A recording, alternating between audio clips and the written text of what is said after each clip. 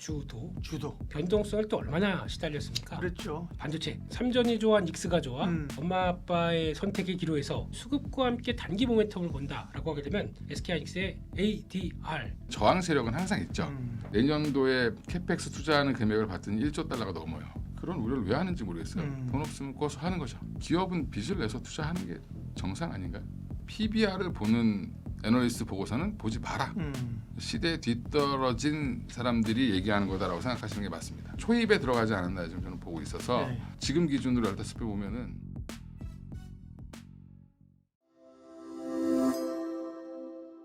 주도를 아는 주도주다. 그렇습니다. 네.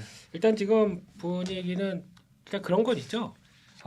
저희가 또 그동안 이제 지난주 주가가 또 강하게 오르기 전주 같은 경우는 네. 변동성을 또 얼마나 시달렸습니까? 그랬죠. 작년 아니었죠. 예. 그에 따른 또 달콤한 보상 이게 어디로 먼저 오느냐 그러다 보니까 일단 반도체 기존의 주도주 쪽으로 다시 온다라고 봐야 될 것 같고요. 네. 일단 그때도 뭐 여러 가지 이슈가 많고 진짜 이거 미국과 이란의 합의 트럼프 대통령 얘기한 게 39번째인지 40번째인지 모르겠지만 여기서 왔다 갔다 하다가 결국에는 합의하다 보니까 이제 시장의 반응이 일단 매크로 지표가 쭉 하고 또 안정으로 가기 시작하죠. 그럼 매크로 지표가 안정된다는 얘기는 즉각 반응을 하는 게 리스크 온입니다. 그렇다는 얘기는 주식시장에는 이제 한시름 덜었다라는 반응들이 나올 수밖에 없겠죠. 그런 것들의 중심이 미국도 마찬가지입니다. 미국도 이번에 스페이스X가 또 IPO가 되고 시장에선 강하게 부각을 받으면서 주가가 막 올라갑니다. 그 무거운 종목이 막 20% 올라갑니다.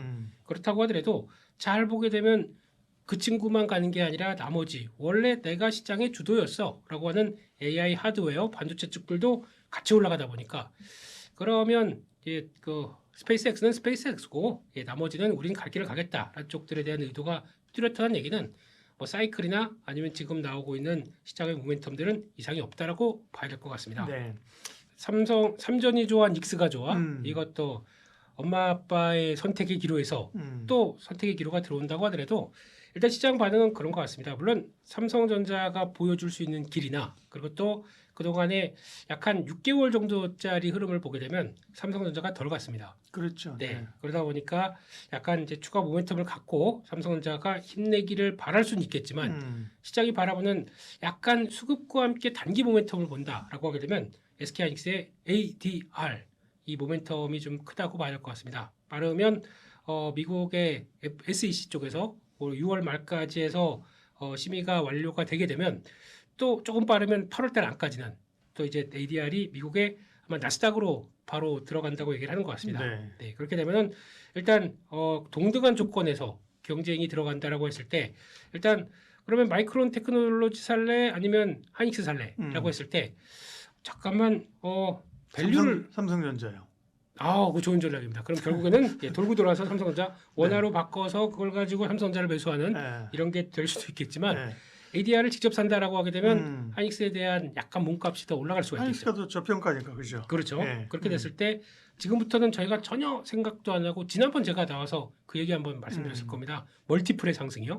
네, 그러니까 지금 전혀 멀티플의 상승을 이끌 만한 재료가 뭐가 있을까라고 했을 때 그 중에 하나가 이런 ADR이 상장되면서 마이크론 테크놀로지의 격차가 크다 보니까 그게 좁히는 과정 쪽에서 국내 본주들도 같이 영향을 끼치는 과정. 근데 하이닉스가 올라가게 되면 삼성전자도 따라 올라갈 수밖에 없습니다. 같은 레벨급이다 보니까 그렇게 되는 과정으로 본다 그러면 오히려 수급에 따른 또 재평가에 따른 과정들도 한 번 더 남아있을 수가 있기 때문에 아직도 기대감으로 본다라고 하게 되면 이것도 하나의 체크할 요인이다 이렇게 보고 있습니다. 일단 뭐 저희가 레버리지 단일 종목 레버리지 ETF를 우리 거니까 우리만 산다. 그건 아니더라고요. 거래 내역 주체별 매매 내역을 보게 되면 외국인도 만만치 않습니다. 외국인들도 거래 비중이 한 40% 정도까지 최대 돼 있더라고요. 그렇다는 얘기는 외국인도 투기적이군요. 아이고 그런 사람들만 한국에 오는 것 같아요. 네, 거기다가 그것뿐만 아니라 그들은 이게 파생이다라고 생각을 하고 고빈도 매매 있죠. 뭐 콕 하나 먹고 빠지고 하나 먹고 빠지고 막 이렇게 하면서 결국에는 다 정산해 보니까 오늘 거래는 엄청 많아요. 근데 오늘 보니까 와 0.9%나 먹었네 내가. 그래서 박수 치면서 좋아하고 근데 금액이 크다 보니까 거기서 나오는 이런 과정으로 본다라고 하게 되면 그게 영향을 미친다고 봐야겠죠. 우리도 같이 참조들 하고 있고 그런 쪽에서 레버리지가 가세가 된다라고 하게 되면 당연히 약간 변동폭을 키웁니다. 그게 이번에도 똑같이 나오다 보니까 거의 뭐 8% 마이너스 갔다가 그 다음날 거의 뭐 9% 올라가고 막 이런 현상들이 나오는 게 그냥 투자자로서는 그런 현상이구나. 하지만 큰 방향은 이상 없다라고 하게 되면 밀렸을 때 또 잘 대응하는 게 필요한데 저희는 그거 만약에 그러니까 올라가는 건 괜찮습니다. 근데 하락할 때는 또 정신이 없는 거죠. 게다가 그것도 하나가 있겠지만 또 두 번째는 ETF들이 삼성전자 하이닉스를 요즘 아파트 엘리베이터만 타면은 그 옆에 광고 나오는 거 있죠. 죄다 무슨 맞아요. 이게 ETF. 네. 증권사 우리 ETF 아파트도 같은 아파트. 일반적인 사람들이 보게 되면 무조건 사면 수익이 된가 보다 음. 라는 쪽으로 생각하면서 돈을 막 유입되게 되면 별로 안 좋은 거긴 하겠지만 물론 저희가 다 스마트해졌기 때문에 그러진 않을 걸로 알고 있는데 그런 과정 쪽에서 그러면 계속 돈이 들어오고 사다 보니까 뚱뚱해졌어요. 무슨 얘기냐면 펀드 하나에서 삼성전자나 SK하이닉스를 단일 종목으로 30% 이상 가지고 있다. 그러면은 또 보통 보니까 많은 건 39%도 있고 35%도 있다고 하더라고요. 그러면 반기가 된 입장에서 이거는 또 잘라내거나 조금 덜어내고 그 다음에 나머지를 볼 필요가 있겠죠. 네. 그런 과정 쪽에서 그에 따라서 6월 말까지는 혹시 그런 커진 비중을 덜어내는 과정 쪽에서 변동이 좀 커질 수 있습니다. 그런 게 보통 6월 말이면 또 이제 그럼 뭐 분기 반기 그렇죠. 윈도우 드레싱하고 이래서. 그렇죠. 네. 그래서 그 안에 미리 덜어내는 경우도 있고 뭐 나 지금부터 덜어내니까 준비해 시장에서 그렇게 전혀 안 하죠. 그러면 한 보통 10시나 10시 반이나 이런 때나 2시나 이런 때 갑자기 물량이 와르르 나오면서 후두둑 빠질 수가 있는데 네. 이런 모습들이 나오게 되면 너무 놀라지 마시고요. 그게 어떤 리밸런싱 과정 쪽에서 나오는 변동이다라는 쪽으로 보고 이런 걸 다 겨쳐내야 그 다음에 더 단단해질 수 있다. 그런데 그것도 잘 보게 되면 또 소화를 시켜요 시장이. 특히 외국인들이 갑자기 들어와서 그렇게 싸게 팔고 네. 이제 와서 다시 사준다고요? 아유 감사하죠. 감사한데 그런 정도의 수급들도 있다라는 거 보게 되면 일단은 그런 과정들을 거쳐야 그 다음에 또 레벨업이 될 수 있다는 것도 봐가면서 또 하나씩 네. 점검해야 될 것 같습니다. 그러면 반도체는 여전히 보유 전략. 보유 앤드 조금이라도 흔들린다. 네. 계속 늘려가는 건 찬성입니다. 이번 시장에서는 주도주 아니면 다른 쪽에서 뭘 할 게 없습니다. 솔직히 많이 빠졌으니까 이거 물론 코스닥이나 나머지 종목들도 빠졌기 때문에 좀 돌아오긴 할 겁니다. 돌아오는데 그 정도만큼의 강력한 주도 섹터의 모습들을 네. 가져가기는 어렵다. 그냥 밀리면 밀려가자. 마이크론이 실적 발표를 하죠. 가장 빨리. 네. 이제 이번 주 FOMC가 끝나고 나면 아마 이제 그쪽으로 집중할 걸로 보이고요. 그리고 지금 미국이 또 금요일 날 그 선물 옵션 동시 만기일인데 원래 목요일로 당겨집니다 이번에는. 그래서 이번 주에 아마 주식시장이 미국은 좀 흔들릴 수 있는데 일단 금요일 날 쉬죠 또 노예 해방의 날인가 뭐 예. 네. 그러니까 다음 주 아마 그러고 나면 이제 6월 25일 근처 6월 23일 날 우리가 또 주요한 이벤트가 있는데 그게 MSCI 관찰국 대상국 지정이 23일 날 됩니다. 예, 우리 시간으로 될지 아니면 뭐 해외 시간으로 될지 모르겠는데 23일 날 결정이 난다고 얘기가 나오고 있고 18일이면 평가 점수 이런 것들이 공개돼요. 그러면 아마 이번 주에는 그 공개되는 거 한번 확인하고 근데 거기에서 아마 거의 결정이 될 걸로 보이고 그거 보면 들어갈지 안 들어갈지 나오거든요. 공식 발표는 23일 날 있기 때문에 그거와 그다음에 이제 마이크론의 실적 발표, 그다음에 7월 7일 삼성전자의 잠정 실적 발표, 예, 이것까지 이어지는 쭉 흐름을 보면 반도체가 다시 한번 또 그 예상 실적치를 넘기면 그러게요. 그럼 또 한 번 랠리는 나올 수 있다. 여기서 한번 한 5에서 10%는 한 번 더 치고 올라갈 가능성은 있겠죠. 그래서 물론 이제 최근에 보면은 이제 스페이스X 상장 이후에 마이크론의 조정이라든지 그다음에 FOMC 전에 우려감 이렇게 얘기하면서 빠지지만 사실은 제가 볼 때 개인들이 마이크론 팔아서 스페이스X 하러 간 것 같고 예. 그리고 지금 이제 전쟁이 마침 끝나니까 전쟁 때 우리 가만히 생각해 보시면 106일 뭐 108일 뭐 이렇게 106일 만에 예, 106일 만에 끝났다라고 얘기를 하는데 그 사이에 그럼 어디가 가장 많이 올랐나 보면 한국이죠. 반도체입니다. 네, 한국이 제일 많이 올랐고. 예, 한국이 제일 많이 올랐고. 예. 그러면 미국도 필라델피아 반도체 지수는 많이 올랐어요. 그러니까 우리가 이제 코로나 국면에 2차 전지가 제일 많이 올랐던 것처럼 이때는 반도체가 제일 많이 올랐는데 그러면 이제 코로나가 아니라 이제 이번에 전쟁이 마무리되고 나면 미국도 다른 쪽으로 자금 흐름이 좀 나올 수 있죠. 이익 실현에서 다우가 올라오고 하는 모습이 약간 좀 그런 확산 분위기가 좀 나오는 걸로 보이고 그러면 이제 반도체는 끝났냐? 끝난 게 아니라 속도가 조금 느려지겠죠. 예, 지금 그동안 너무 급했죠. 그렇죠. 예. 예, 그냥 급한 거는 일단 급한 불은 좀 껐다. 급하게 반응했던 부분들은 많이 올려놨기 때문에 이제 마이크론 최근 보고서 보면은 PER을 보통 최하가 10배, 보통 11배에서 15배까지 얘기하고 있죠. PER로. 일단 PBR을 얘기하는 미국의 애널리스트는 이제 없어졌습니다. 네, 물론 우리나라 애널리스트는 아직도 PBR 4배 이렇게 얘기하시는 분들이 있어요. 예, 그분들은 좀 생각을 바꿔 먹어야 된다.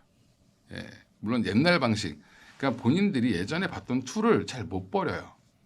근데 그 툴을 빨리 버리셔야 되고, 지금 이제 모든 우리나라 애널리스트들도 지금 PER 10배로 지금 모여지고 있습니다. 컨센들이. 적어도 디스카운트를 좀 받는다 하더라도 한 8배까지는 갈 가능성이 있죠. 근데 이게 그러면 이제 투자자들은 무슨 착각을 하시냐면 8배 바로 가야 되는 거 아니야? 이렇게 생각하시는데 그게 아니라 천천히 가겠죠. 왜냐하면 저항 세력은 항상 있죠.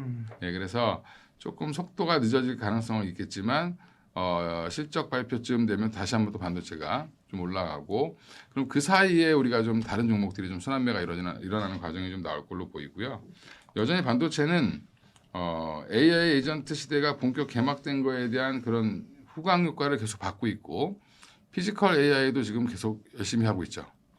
중국은 이미 벌써 이제 로봇의 기능이 아니라 껍데기? 그러니까 돌봄 로봇은 사람이랑 닿아야 되니까 금속으로 되면 안 된다. 그래서 뭐 패브릭으로 해야 된다. 아니면 뭐 실리콘으로 해야 된다. 그걸 벌써 연구하는 단계에 들어서 있습니다. 그러면 이미 이제 피지컬 AI 시대도 금방 다가오고 있는 중이고 거기에 이제 메타, 구글, 아마존, 마이크로소프트 요 네 회사가 내년도에 캐펙스 투자하는 금액을 봤더니 1조 달러가 넘어요. 요 네 회사만. 거기에 오픈 AI랑 그다음에 엔트로픽은 빠져 있습니다. 합치면 더 많아지겠죠.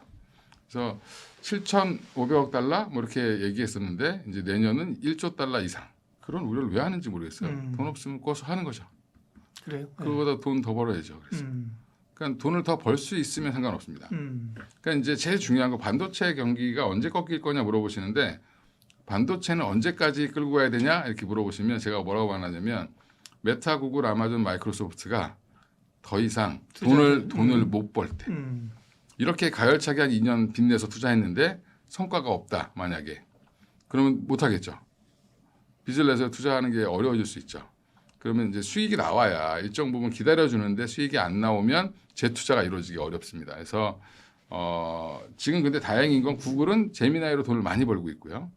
그 다음에 지금 엔트로픽도 이미 흑자 전환을 했다고 얘기가 좀 나오고 있고 그리고 지금 최근에는 토큰 수에 따라서 데이터 사용량에 따라서 요금이 부과되는 상품들이 나오고 있습니다. 그래서 AI를 많이 쓰시는 분들은 돈을 더 내야 되고요. 조금 쓰시는 분들은 그냥 기본 요금 내고 쓰시면 되는 거죠.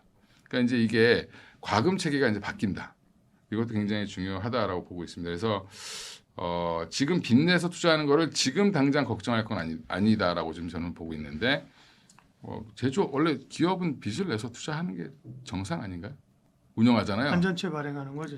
예. 근데도 회사는 멀쩡하죠. 물론 공기업이어서 그럴 수도 있겠지만 이제 그러니까 지금 미국이 워낙 한 10년 넘게 한 11년, 2년 동안 투자 사이클이 없었어요. 10년 동안 안 하던 걸 하려고 하니까 거부감이 생기는 거죠. 갑자기. 네. 그렇게 생각하시면 될 것 같습니다. 그래서 너무 뭐 그거보다는 이들이 돈을 잘 벌기를 기원해야죠. 사실. 돈을 잘 벌어야 또 투자를 또 이어질 수 있으니까. 그래서 제가 아까 얘기했던 게 PBR을 보는 애널리스트 보고서는 보지 마라. 시대에 뒤떨어진 사람들이 얘기하는 거다라고 생각하시는 게 맞습니다. 이렇게 너무 단정적으로 얘기해서 싫어하실 수도 있는데 저는 구조적 성장이 이미 들어갔다. 사이클이 아마 오겠죠. 아무리 우리가 보면 네이버 같은 회사들이 아무리 주가가 빠져도 18배, 17배예요. 5배, 4배, 1배 이렇게 가지 않죠. 음. 예, 근데 중요한 건 이제 삼성전자 하이닉스가 예전에 왜 PBR을 봤을까요? PBR을 본 이유는 한 번은 돈을 엄청 벌었다가 한 번은 적자가 났다가 그렇죠. 예. 이게 그러니까 PER로 계산할 수가 네, 없었기 때문에 네. PBR을 본 겁니다. 근데 이제는 특정 금액 이상 적어도 뭐 이제 삼성전자가 200조가 될지 300조가 될지 모르겠지만 베이스가 2, 300조로 깔리고 가는 회사가 될 수 있다라고 보면 하이닉스도 마찬가지고 그렇게 되면 PBR을 보는 게 이상한 거죠. PER로 무조건 봐야 됩니다. 그러면 우리나라가 보통 제조업단에서 PER을 기본적으로 얼마 주냐면 기준이 10배를 주고 시작합니다. 10배를 주고 시작해서 거기서 예. 영업이익률이 낮으면 5배, 6배 내려가고 음. 그다음에 성장성이 없으면 현대차가 예전에 뭐 4배까지 들어갔었죠. 마이크론도 그걸 벗어나는 중이고 우리나라 삼성전자 하이닉스도 벗어나는 중이다라고 보시면 되고 그래서 현대차가 그렇게 돈을 잘 벌었음에도 불구하고 5배를 준 거는 성장성이 없어서 그랬던 거잖아요, 예전에. 근데 붙으니까 15배까지 이렇게 급하게 올라간 것처럼 삼성전자 하이닉스가 10배를 주는 거를 뭐라고 하면 안 된다. 이제 TSMC가 예전에 10배 받고 25배까지 올라가는 과정이 꽤 걸리긴 했습니다만 생각보다 빨랐습니다. 근데 이제 우리도 마찬가지로 그 과정의 초입에 들어가지 않았나 지금 저는 보고 있어서 네. 15배 보면은 지금 기준으로 15배 보면은 85만 원, 90만 원 가야 돼.